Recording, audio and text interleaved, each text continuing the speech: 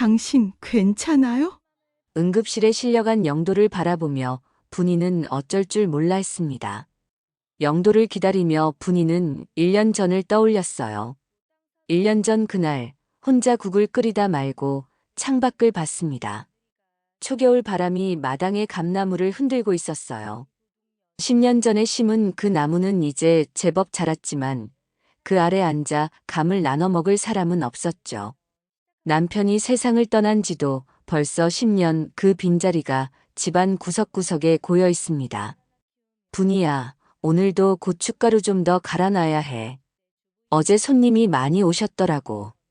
청량리 시장에서 함께 장사하는 미선이 아침부터 전화를 걸어왔어요. 30년 넘게 청량리 시장에서 참기름과 고춧가루를 팔며 살아온 내 일상은 단순했습니다.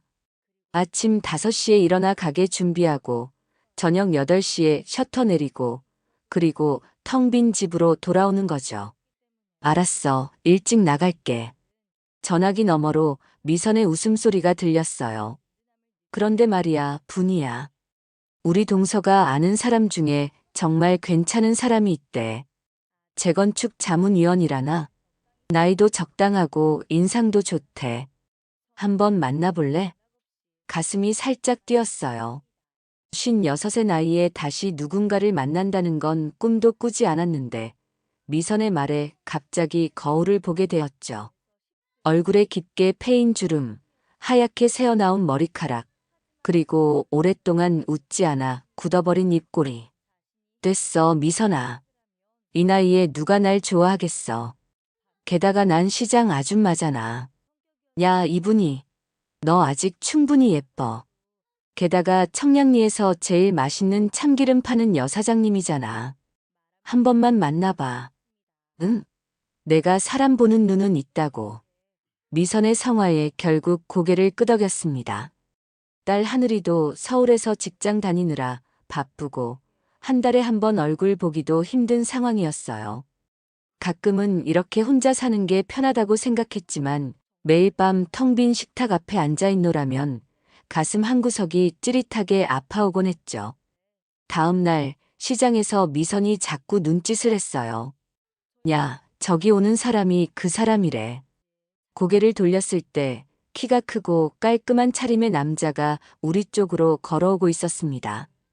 66이라기엔 믿기지 않을 정도로 반듯한 모습이었어요. 머리카락은 적당히 휘었지만 정갈하게 빗어 넘겼고 입가에 보이는 미소는 부드러웠죠. 안녕하세요, 서영도라고 합니다. 박미선님 소개로 왔습니다. 그 목소리는 깊고 차분했어요. 손을 내밀자 망설이다 악수를 했는데 그의 손은 따뜻했습니다. 처음 보는 사람인데도 어딘가 편안한 느낌이 들었어요. 이분이입니다. 여기서 고춧가루랑 참기름 파는 사람이에요. 영도는 내 가게를 둘러보더니 웃으며 말했습니다. 아, 이 향기가 참기름 향이군요. 제가 어릴 적 우리 어머니가 항상 참기름을 직접 짜셨거든요. 이 향기가 너무 그립습니다. 오랜만에 사람 냄새 나는 대화였어요. 그는 자신이 전국 재건축 현장을 다니며 자문일을 한다고 했지만 내 이야기에도 귀 기울여 주었죠. 시장에서의 일상, 참기름 짜는 법, 고춧가루 고르는 방법까지 진지하게 들었어요. 그날 이후로 영도는 주말마다 시장에 들렀습니다. 무거운 참깨 자루를 들어주기도 하고 가끔은 도시락도 싸왔어요. 혼자 드시기 뭐해서요. 저도 혼자 먹는 게 습관이 되었지만 가끔은 누군가와 함께 먹고 싶더라고요. 하루하루 영도를 만나는 시간이 기다려졌어요. 내 마음속에 작은 설렘이 피어났습니다. 이 나이에 다시 느끼는 감정이 부끄럽기도 했지만 미선이 말했죠. 야, 분이야. 내 얼굴이 달라졌어. 요새 웃는 모습이 예전 같아. 인생의 황혼기, 다시 누군가를 만난다는 건 두렵고도 설레는 일이었습니다. 하지만 그때는 몰랐어요. 이 설렘이 나중에 얼마나 큰 아픔으로 돌아올지. 분희 씨, 이거 한번 드셔보세요. 제가 시골에서 가져온 꿀입니다. 영도가 작은 유리병을 내밀었어요. 오늘도 그는 깔끔한 모습으로 내 가게를 찾아왔죠. 3개월 그는 한 번도 약속을 어긴 적이 없었습니다. 말수는 적지만 항상 웃는 얼굴로 내 이야기를 들어주었어요. 어머, 이런 것까지 가져오시고. 고맙습니다. 꿀 한 숟가락을 차에 타서 마셨어요. 달콤한 향이 퍼지면서 가슴이 따뜻해졌습니다. 영도는 내 반응을 지켜보며 미소 지었죠. 고향에서 양봉하는 지인이 있어서요. 분희 씨가 목이 자주 아프다고 하셔서 가져왔습니다. 그의 세심함에 마음이 울렸어요. 남편이 살아있을 때도 이렇게 내 건강을 챙겨주는 일은 드물었죠. 남편은 좋은 사람이었지만 농사일에 바빠 서로 대화할 시간이 많지 않았어요. 영도는 달랐습니다. 내가 하는 말 한마디도 놓치지 않고 기억했어요. 영도 씨는 왜 이렇게 좋은 분이 혼자 사세요? 전에 결혼하신 적은 없으세요? 용기 내어 물었더니 그의 얼굴이 잠시 어두워졌습니다. 한 번 결혼했었습니다. 하지만 아내가 일찍 세상을 떠났어요. 그 후로는 마음을 열기가 쉽지 않았죠. 그의 슬픔에 공감이 갔어요.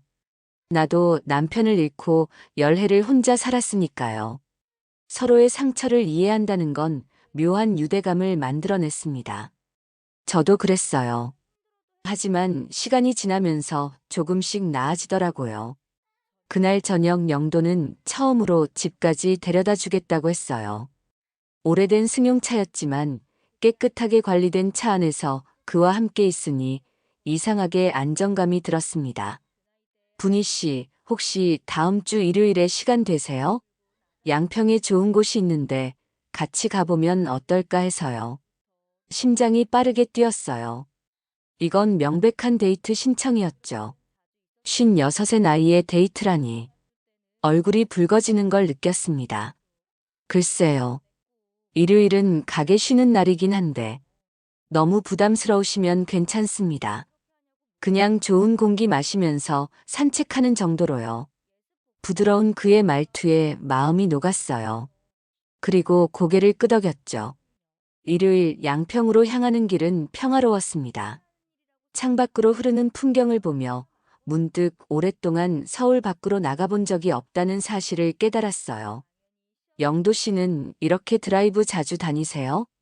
네, 일 때문에 전국을 다니다 보니 운전하는 게 습관이 됐습니다. 분희 씨와 함께하니 더 즐겁네요. 양평에 도착한 우리는 조용한 카페에 앉아 차를 마셨어요. 그는 자신의 어린 시절 이야기를 들려주었죠.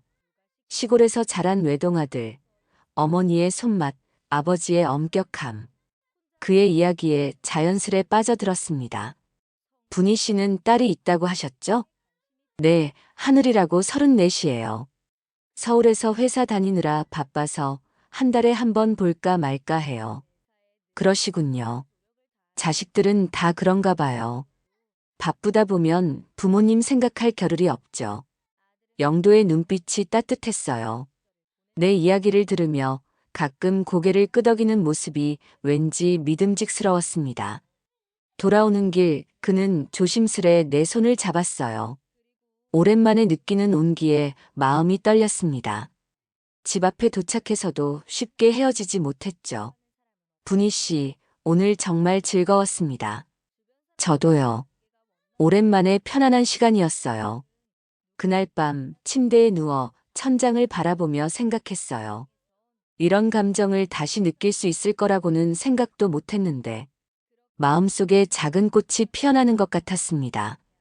다음 날 시장에서 미선이 내 얼굴을 유심히 살폈어요.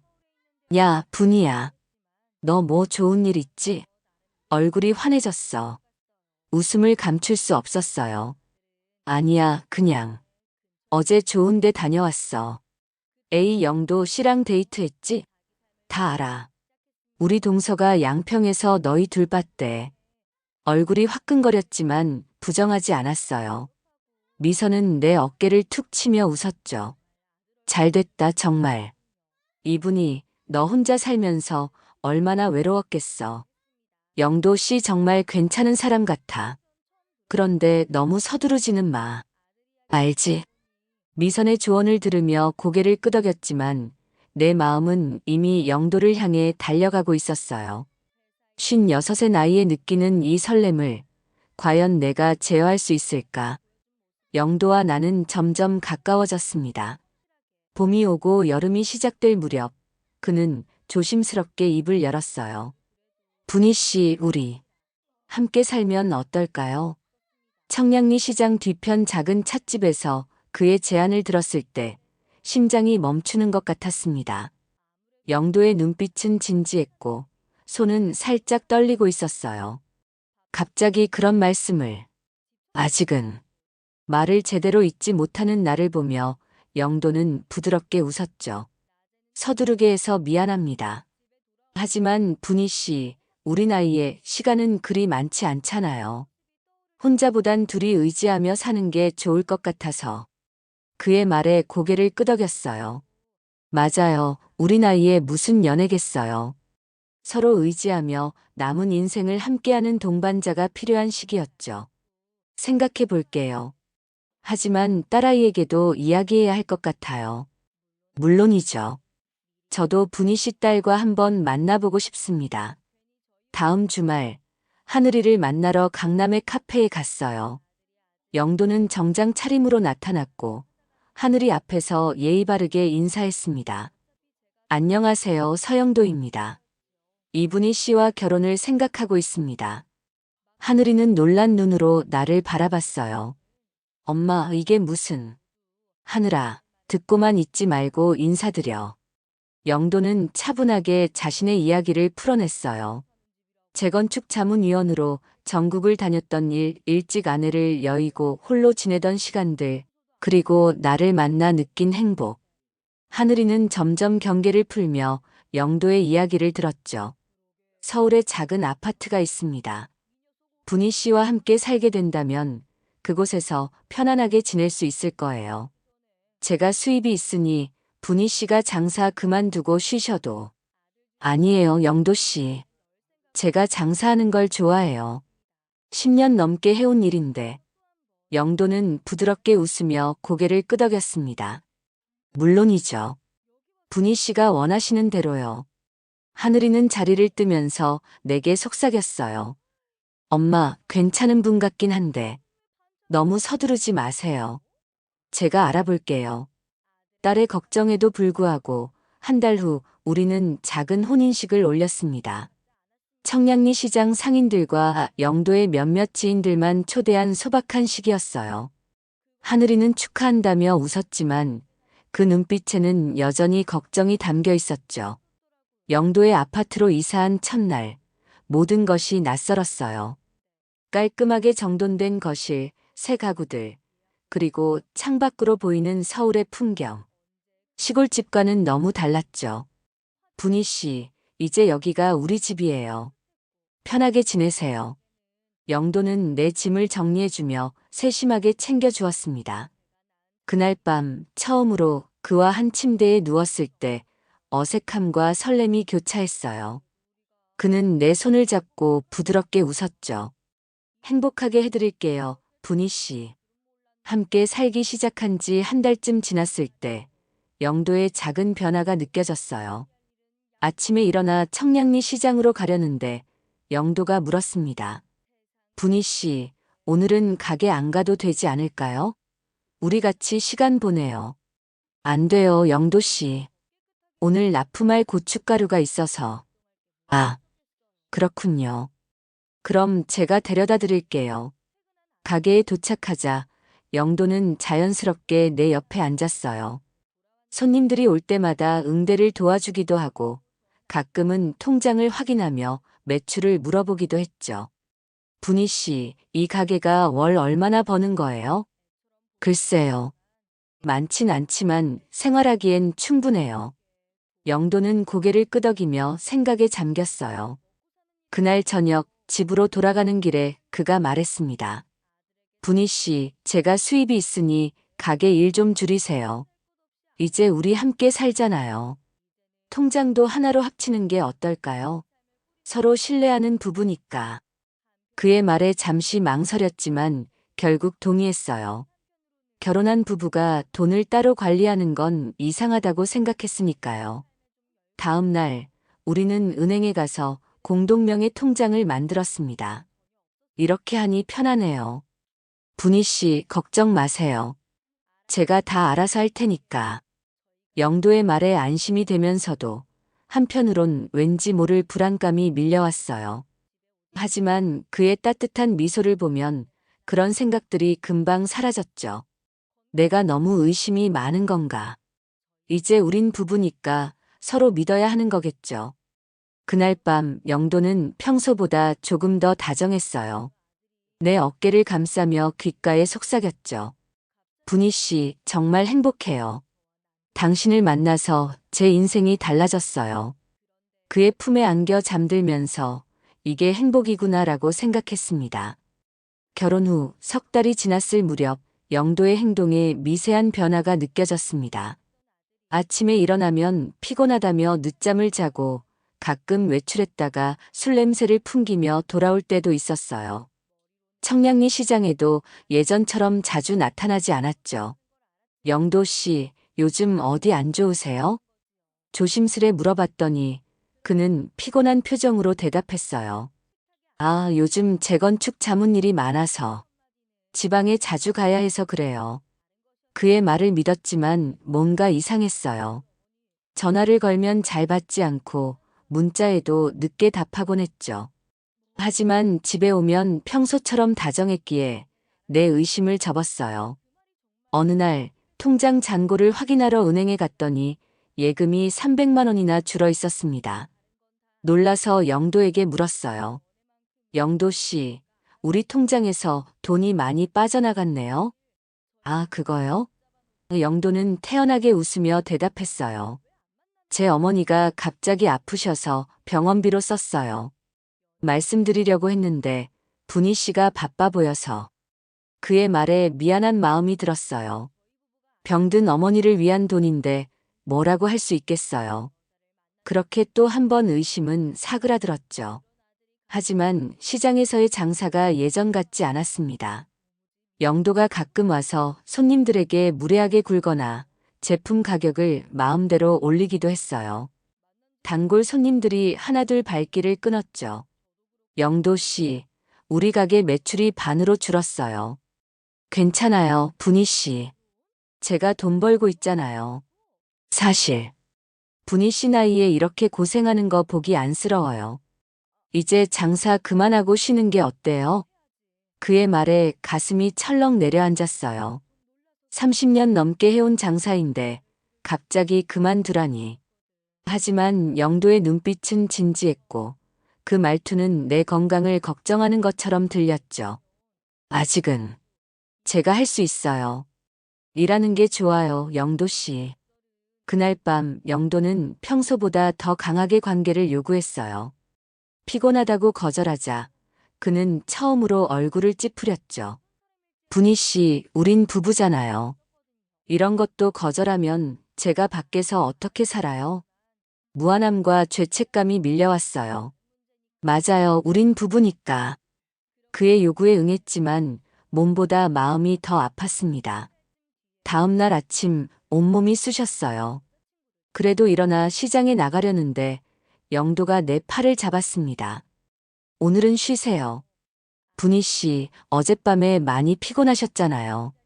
그의 말투는 다정했지만 눈빛은 차가웠어요. 순간 소름이 돋았지만 이내 내가 너무 예민한가 하고 생각했죠. 미선에게 전화해 오늘은 못 나간다고 했더니 그녀의 목소리가 걱정스러웠어요. 분희야, 너 요즘 왜 이렇게 자주 가게 안 나와? 얼굴색도 안 좋던데. 그 사람이 힘들게 해? 무슨 소리야, 미선아. 영도 씨는 나한테 잘해줘. 그냥 요즘 몸이 안 좋아서 그래. 통화를 마치자 영도가 내 휴대폰을 가져갔어요. 배터리가 없네요. 제가 충전해 놓을게요. 그날 하루 종일 영도는 내 곁을 떠나지 않았어요. 식사도 차려주고 약도 챙겨주면서. 하지만 왜인지 그의 친절이 부담스러웠죠. 저녁이 되자 영도는 또다시 관계를 요구했습니다. 이번엔 더 거칠었어요. 아프다고 하자 그는 싸늘하게 말했죠. 분희 씨는 남편보다 돈이 더 중요한가 봐요. 장사는 그렇게 열심히 하면서 남편 위하는 건 싫으신가 봐요. 그 말에 가슴이 찢어지는 것 같았어요. 아니에요, 그게 아니라. 하지만 말이 나오지 않았죠. 결국 그날 밤도 그의 요구에 응했어요. 다음 날 몸이 더 아팠습니다. 영도는 아침을 차려주며 말했어요. 분희 씨, 이제 장사 그만두는 게 어떨까요? 제가 충분히 벌 수 있어요. 당신은 집에서 쉬면서 제 건강만 챙겨주세요. 그의 말에 무언가 이상함을 느꼈어요. 하지만 반박할 힘이 없었죠. 점점 내 의지가 약해지는 것 같았어요. 일주일 후, 하늘이가 갑자기 집에 찾아왔습니다. 딸의 얼굴을 보자마자 눈물이 왈칵 쏟아질 것 같았어요. 엄마, 얼굴이 왜 이렇게 안 좋아졌어요? 미선 아줌마가 엄마 걱정돼서 연락했어요. 영도는 미소를 지으며 하늘이를 맞았지만 그의 눈빛은 차가웠어요. 아, 하늘이구나. 어머니가 좀 피곤해하셔서 쉬고 계셨어. 걱정 마, 내가 잘 돌보고 있으니까. 하늘이는 의심스러운 눈초리로 영도를 바라봤어요. 그리고 내게 속삭였죠. 엄마, 정말 괜찮으세요? 엄마 얼굴이. 괜찮아, 하늘아. 그냥 요즘 좀 피곤해서. 하지만 내 마음속에선 작은 경고음이 울리기 시작했습니다. 어느 목요일 오후 영도가 갑자기 집에서 쓰러졌습니다. 화장실에 가려다 그대로 바닥에 주저앉은 그를 보고 깜짝 놀랐어요. 영도 씨, 괜찮으세요? 어디 아파요? 영도는 가슴을 부여잡고 신음했어요. 가슴이 너무 아파 분희 씨, 약. 내 서랍에. 당황한 마음에 그의 침실 서랍을 뒤졌지만 약은 보이지 않았어요. 대신 영도의 휴대폰이 진동하며 울렸습니다. 무의식적으로 화면을 봤는데 그 순간 제 심장이 멎는 것 같았어요. 창에 메시지가 보였어요. 이번엔 시장 여자라 튼튼하고 돈도 모아놨대. 잘하고 있지? 발신자는 석진이라고만 저장되어 있었어요. 손이 떨렸지만 메시지를 눌러 이전 대화 내용도 봤습니다. 몇 개월 안에 농협 통장도 비우고 아파트 명의도 받아내면 됨. 이번엔 빨리 해치워. 순간 머릿속이 하얘졌어요. 그동안의 모든 상황이 주마등처럼 스쳐 지나갔죠. 영도의 갑작스러운 등장, 서두른 결혼, 통장 합치기, 가게 그만두라는 압박. 모든 것이 계획된 것이었나요? 분희 씨, 야근. 영도의 신음소리에 정신이 번쩍 들었어요. 휴대폰을 제자리에 놓고 침착하게 행동했습니다. 구급차 부를게요. 지금 많이 아프신 것 같아요. 응급실로 향하는 구급차 안에서 영도는 계속 내 손을 잡았어요. 그의 소나기는 여전히 강했지만 이제 그 온기가 차갑게 느껴졌습니다. 병원에 도착해 의사가 영도를 진찰하는 동안 복도에서 하늘이에게 전화했어요. 하늘아, 엄마가 큰일 났어. 목소리가 떨렸지만 침착하게 상황을 설명했어요. 하늘이는 즉시 병원으로 오겠다고 했죠. 엄마, 전에도 느꼈어요. 그 사람 뭔가 이상했어요. 제가 영도 씨에 대해 알아봤는데 재건축 자문일은 하지도 않더라고요. 하늘이의 말에 가슴이 철렁 내려앉았어요. 이제야 미선이 예전에 했던 말이 생각났습니다. 영도 씨, 예전에 우리 동네에도 있었어. 이상했어. 그때는 그저 영도를 잘 모르는 사람들의 편견이라고 생각했는데 모든 게 복선이었던 거예요. 의사가 나와 진단 결과를 알려줬습니다. 심장 질환이 오래됐네요. 기록을 보니 수년 전부터 치료를 거부하고 있어요. 이번에도 검사를 거부하셨는데 상태가 좋지 않습니다. 머릿속이 복잡했어요. 영도의 병은 진짜였고 그것을 이용해 나를 조종했던 걸까요? 병실로 들어가자. 영도는 약해진 목소리로 물었습니다. 분희 씨, 많이 걱정했죠? 미안해요. 내가 평소에 건강 관리를. 가슴이 아파왔지만 냉정을 유지했습니다. 영도 씨, 좀 쉬세요. 내일 다시 얘기해요. 병원을 나와 하늘이와 함께 집으로 돌아왔어요.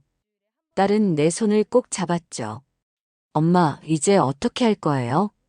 글쎄, 아직은 모르겠어. 하지만 이대로 당하고만 있지는 않을 거야. 그날 밤, 하늘이가 잠든 후 영도의 서재를 뒤졌어요.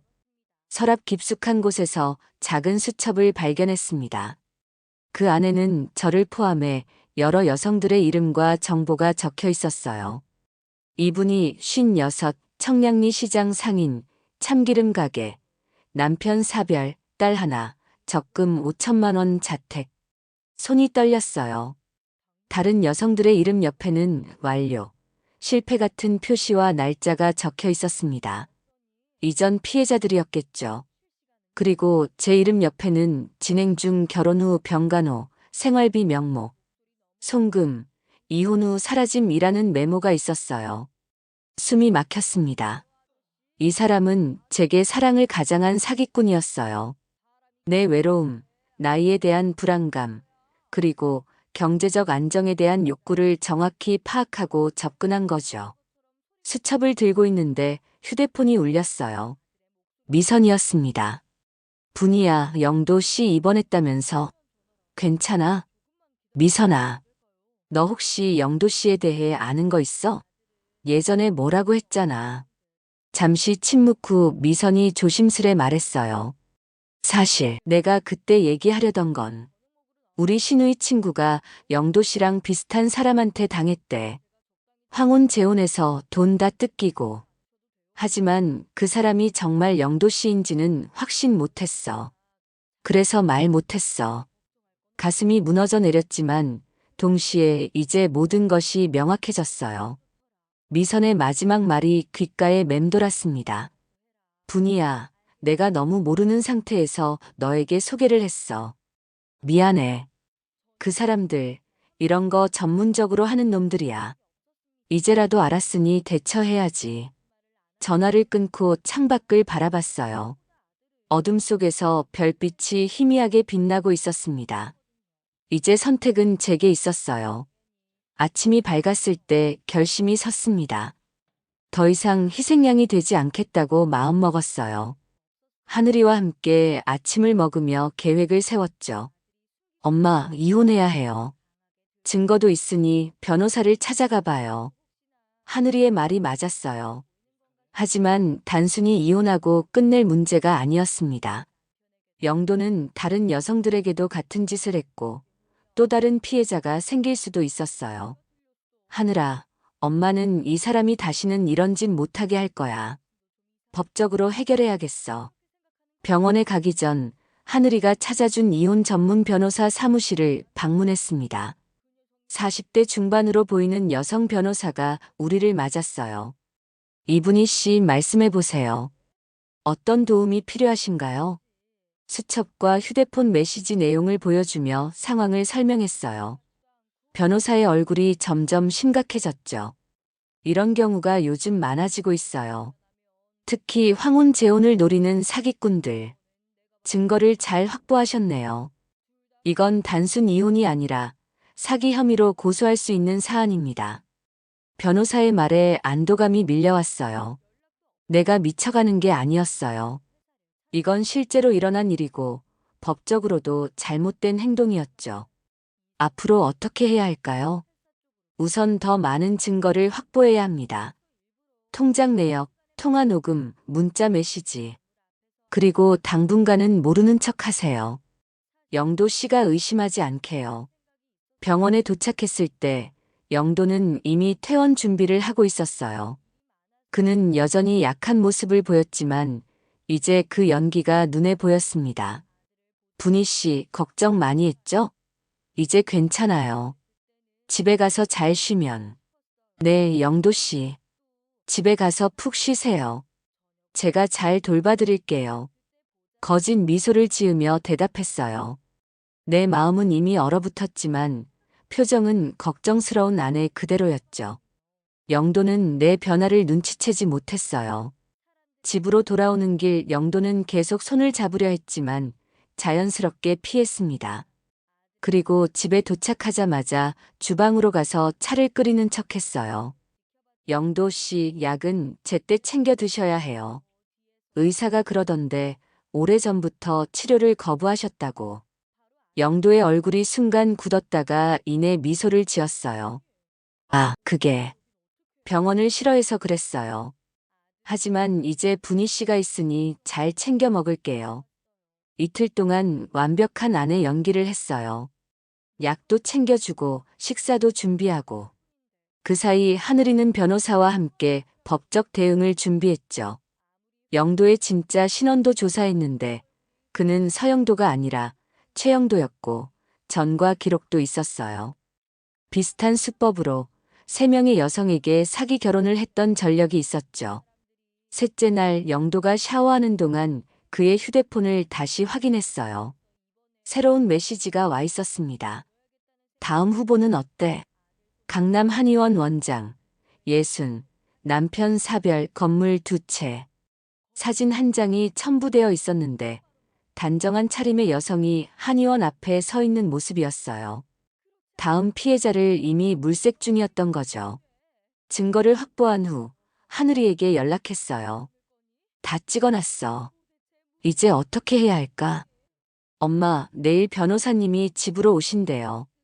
그때 모든 증거를 건네드리고 이혼 소송과 사기 고소를 동시에 진행할 거래요. 그날 밤 영도는 평소보다 더 다정했어요. 마치 내 마음의 변화를 눈치챈 것처럼 끊임없이 애정을 표현했죠. 분희 씨, 사실 많이 미안해요. 제 병을 숨기고, 하지만 정말 사랑해요. 이제 더 잘할게요. 그의 말을 들으며 속으로 웃었어요. 한 달 전이었다면 이런 말에 감동했겠지만 이제는 달랐죠. 모든 게 거짓이란 걸 알았으니까요. 저도 영도 씨를 사랑해요. 걱정 마세요. 입술로는 거짓말을 했지만 눈빛에는 진실을 담았어요. 하지만 영도는 그걸 알아채지 못했죠. 그는 자신의 연기에 너무 몰두해 있었어요.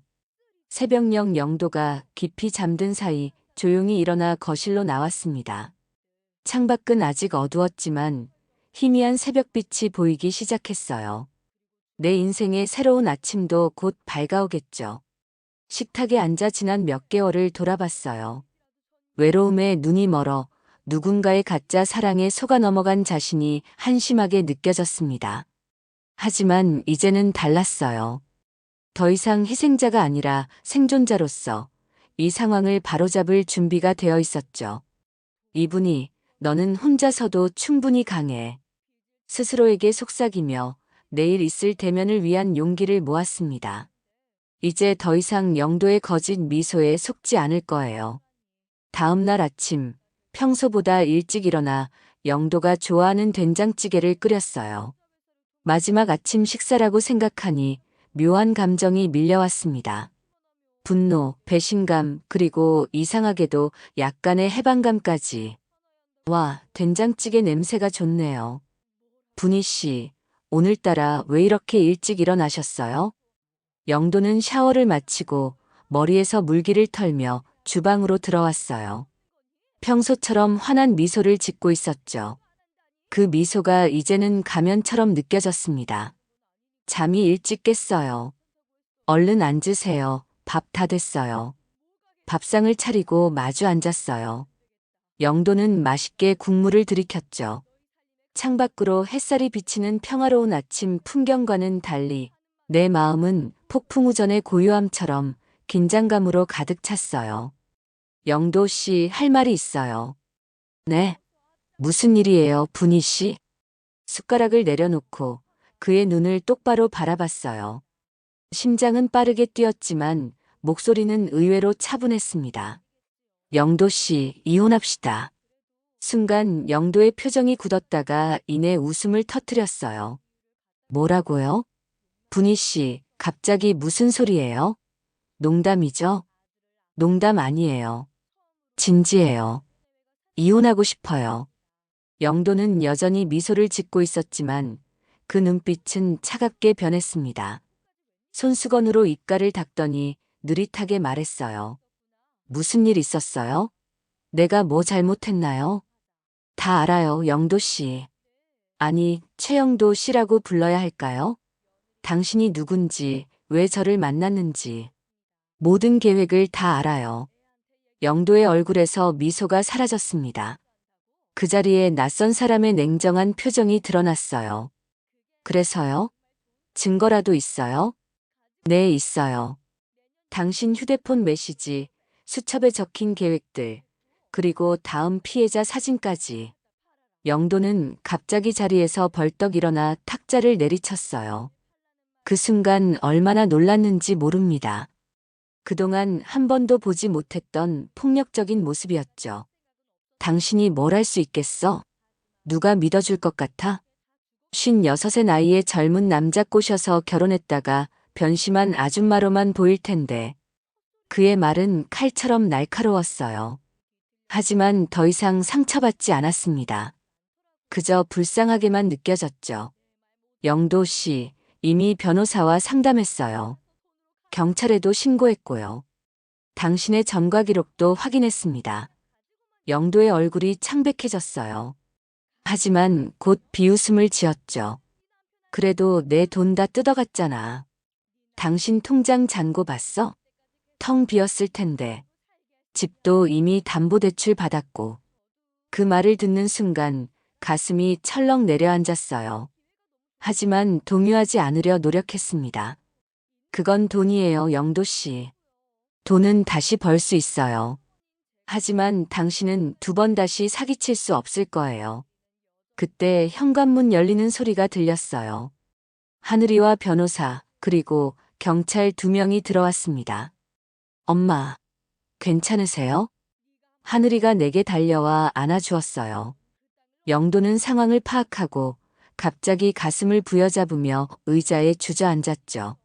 아, 가슴이, 숨이 안 쉬어져. 연기를 시작한 거였어요. 하지만 이번엔 먹히지 않았습니다. 최영도 씨 사기 결혼과 재산 사치 혐의로 고소장이 접수되었습니다. 저희와 함께 가셔야겠습니다. 경찰이 다가가자 영도는 갑자기 진짜로 몸을 떨기 시작했어요. 얼굴이 하얗게 변하더니 땀을 흘리며 정말로 괴로워하는 것 같았습니다. 정말 아픈 것 같아요. 구급차 불러주세요. 경찰은 잠시 망설이다 구급차를 불렀고 우리는 다시 병원으로 향했어요. 응급실에서 의사가 영도를 진찰하는 동안 하늘이가 내 손을 꼭 잡았습니다. 엄마 정말 용감했어요. 자랑스러워요. 의사가 나와 상태를 알려줬어요. 실제로 심장에 문제가 있습니다. 하지만 생명에 지장은 없어요. 충격으로 인한 일시적 증상일 가능성이 높습니다. 응급실에서 영도의 휴대폰이 울렸어요. 경찰이 증거 확보를 위해 확인했더니 다음 후보라고 메모된 여성의 사진이 더 나왔습니다. 그걸 보는 순간 내 안에 쌓였던 분노가 폭발했어요. 당신 어떻게 이런 짓을 할 수 있어요? 사람 마음 갖고 장난치는 게 재미있어요? 영도는 병상에 누워 아무 말도 하지 않았어요. 그저 천장만 바라볼 뿐이었죠. 그의 눈에 처음으로 본 감정이 스쳐 지나갔어요. 부끄러움일까요? 후회일까요? 하지만 그건 중요하지 않았습니다. 이제 내 앞에는 새로운 내 의지로 만들어갈 인생이 기다리고 있었으니까요.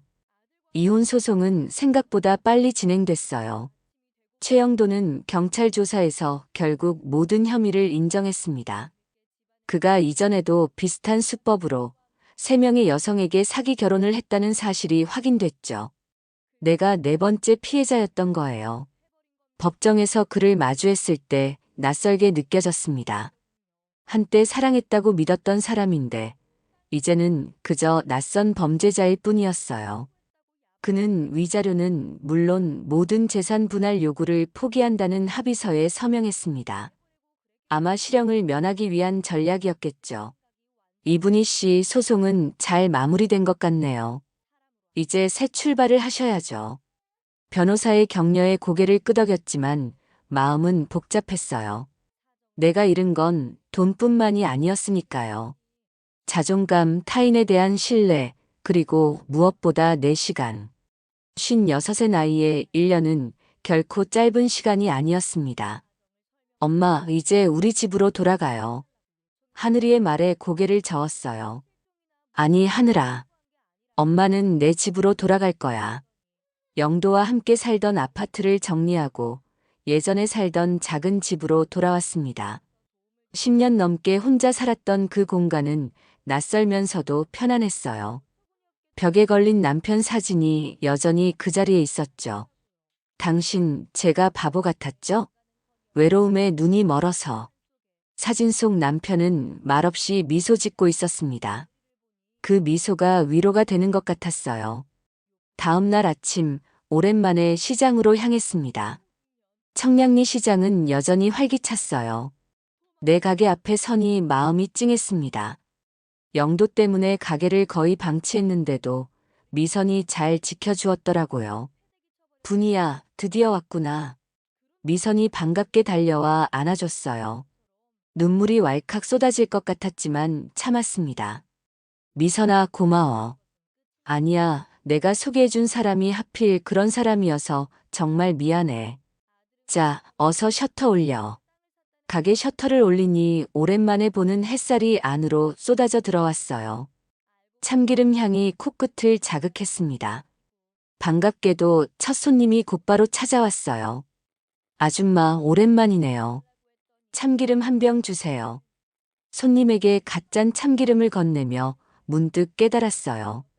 이게 내 자리구나. 시장 한복판 사람들 사이에서 내 일을 하며 사는 것. 이게 바로 내 삶이었죠.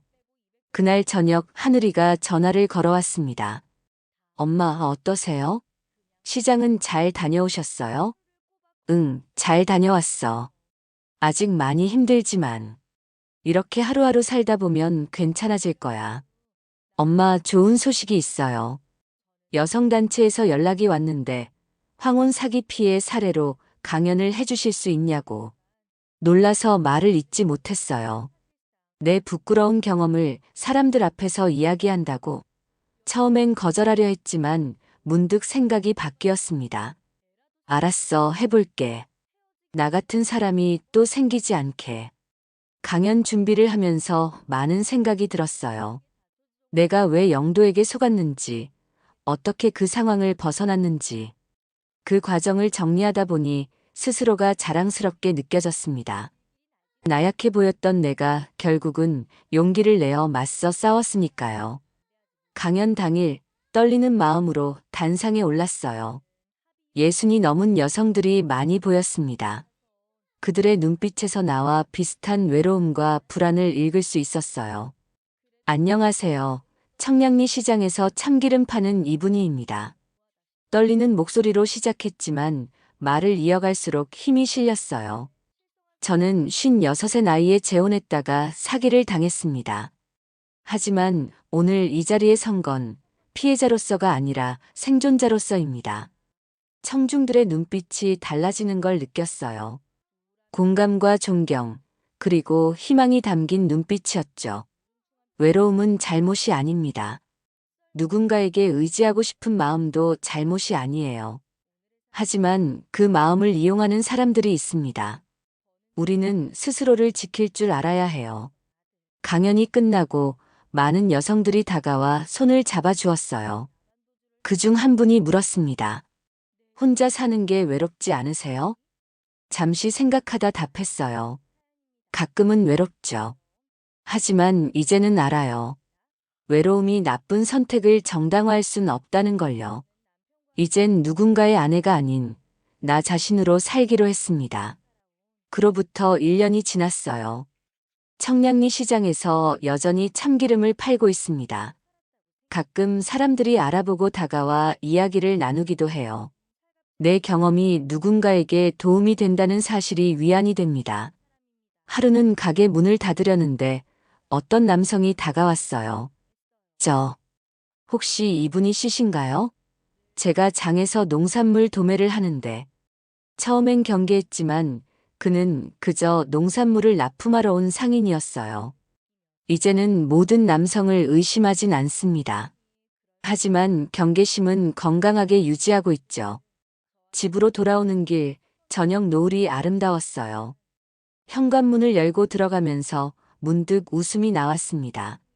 저녁을 준비하며 창밖을 바라봤어요. 마당의 감나무에 열매가 주렁주렁 달려 있었습니다. 올해는 풍년이네요.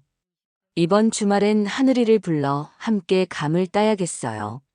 그리고 미선이네도 초대해서 같이 나눠 먹어야겠죠. 혼자여도 괜찮아요. 내 곁엔 딸이 있고 친구가 있고 무엇보다 내 자신이 있으니까요.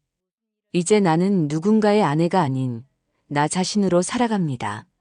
그리고 이 선택이 내 인생에서 가장 현명한 결정이었다고 생각해요.